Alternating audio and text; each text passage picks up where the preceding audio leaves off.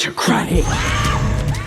Can't keep calm because it's almost Halloween, and guess what? There's a deluge of horror movies being released, helping us tap right into the spooky chill in the air. Bryan Bertino, who's known for setting up an eerie atmosphere and taking viewers on an unnerving roller coaster, has also joined the fright race and given us both a trick and a treat of a film, Vicious, with Dakota Fanning as its lead. A woman in her late 30s, home alone, is both haunted and hunted by the arrival of an unexpected visitor, and soon her life comes crashing down. Vicious will pull you down a rabbit hole about sacrifice, self-loathing, and survival. Mixed with Bertino's amazing camera play and visual storytelling, it's a claustrophobic journey you wouldn't want to escape from.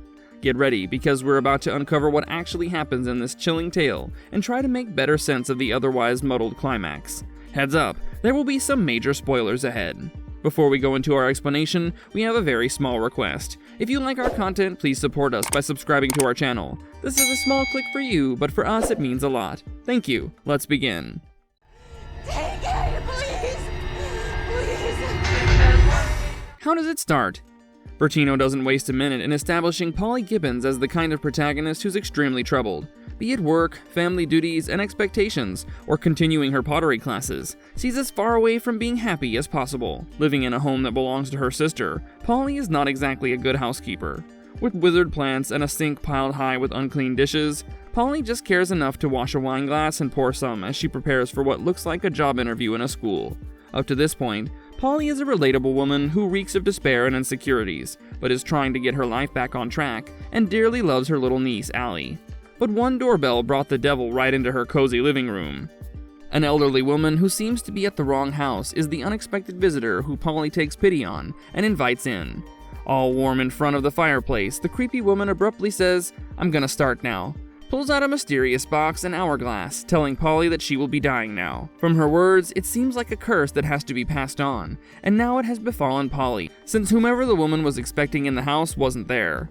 Polly tries to shrug it off and send her away. Even her mom doesn't take it too seriously, but soon you realize that Polly is a little too dependent on her mother. She starts experiencing sinister things in no time, and we get the first glimpse of a monstrous woman's face. Oh my god. What happens to Polly?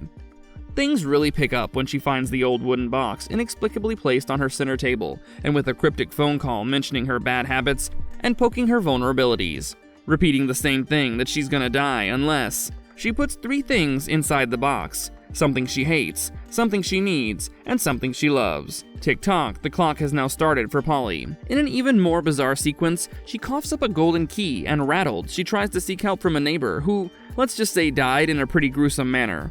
Oh, also, this neighbor furthered Polly's hardship by revealing that the evil force is everywhere, and no one can help her. Music playing out of nowhere, Polly getting a call from her dead dad, lights flickering, you know, all the basic paranormal tropes, they play right in.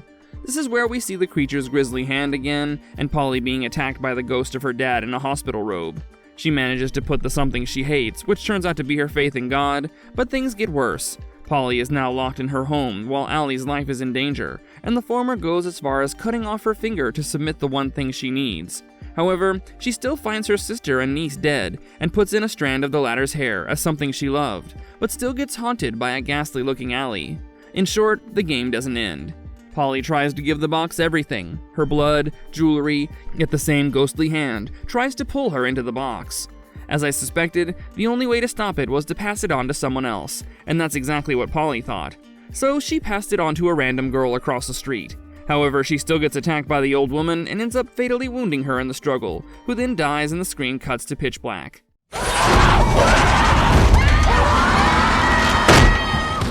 What does the ending actually mean? See, in my opinion, the whole movie was filled with psychological allegories, and that's exactly why mirrors played a huge role here. If you notice carefully, the box has what looks like a shabby mirror at its bottom.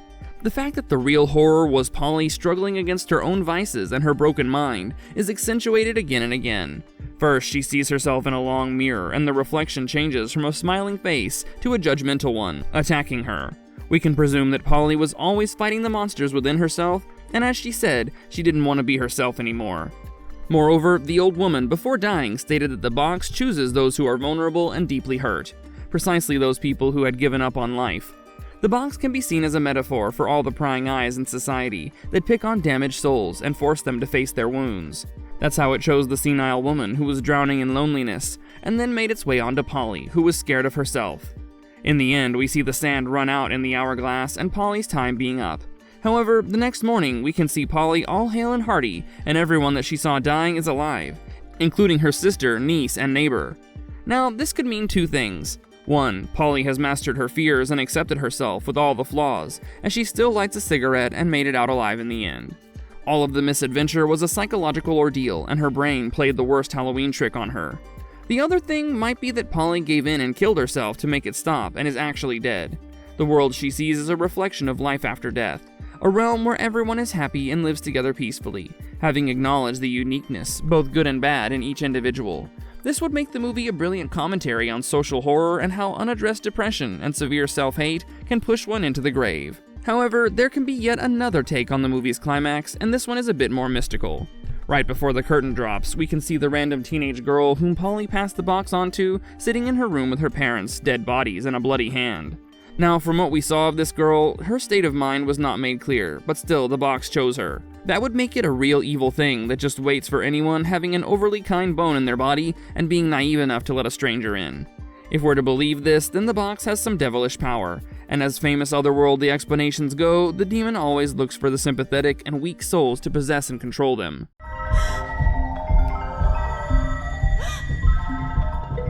Monster explained.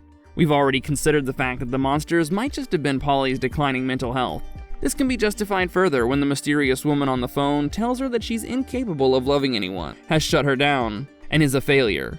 Moreover, her dad's ghostly voice also throws light on how Polly had been a frail child, always scared of something, hiding in the closet or under the bed. Even the dying neighbor tells her that no one could have ever helped her, and I believe the sentence should have trailed off to "except her." Simply put, there's no supernatural creature at all. It's just her inner demon, all of her failures, distractions, addictions, and inability to cope with grief.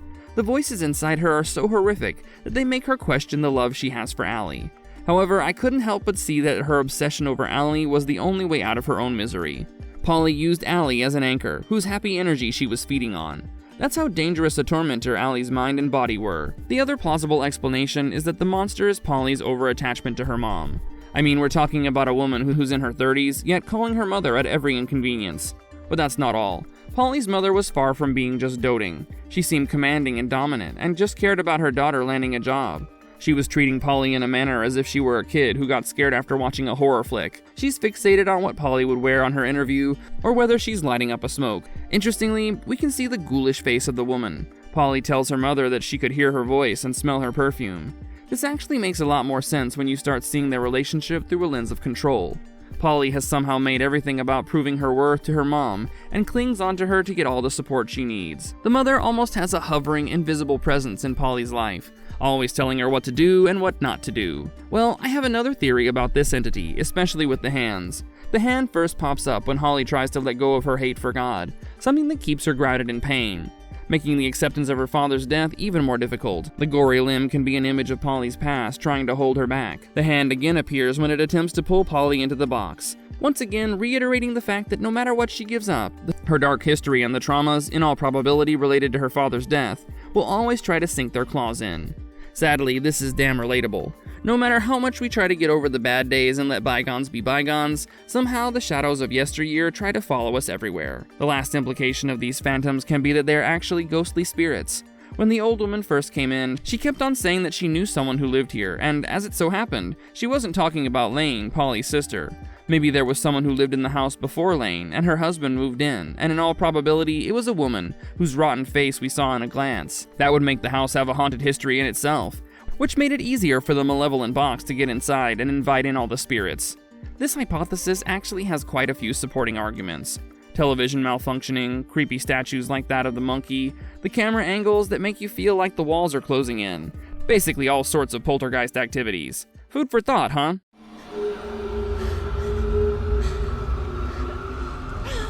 Marvelous verdict. Okay, that was one hell of a ride. My adrenaline levels surely shot through the roof while watching this movie. Vicious is not just about demons and churches and exorcisms. It is a deeply layered movie that will make your skin crawl. The sense of impending doom is actually indescribable.